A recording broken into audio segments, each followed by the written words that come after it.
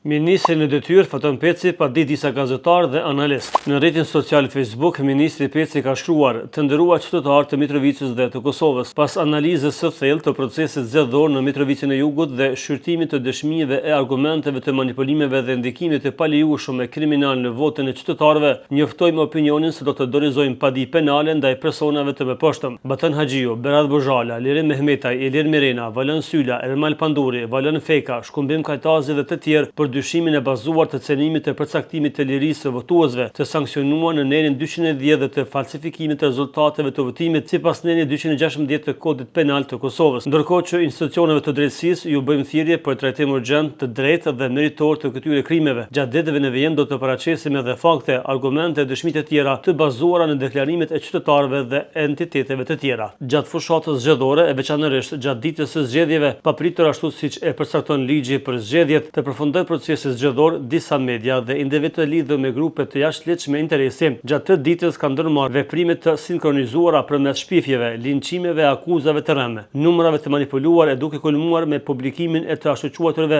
exit poll të palehtëshëm që shumë shpejt u dëshmua që jo vetëm që nuk e pasqyrojnë as pak vullnetin real të votuesve në Mitrovicë, por madje qëndrojnë shumë larg. Qëllimi vetëm i këtyre veprimeve ishte krijimi i konfuzionit duke tentuar të ndikojnë dhe të devijojnë jashtëligjshëm vullnetin e qytetarëve në Mitrovicë dhe të ndryshojnë rezultatet e zgjedhjeve. Ky është reagimi nga ministri në detyrë Faton Peci, duke reaguar për exit pollet të cilat ja kanë huqur në disa qytete, ndër të tjera edhe në Mitrovicë.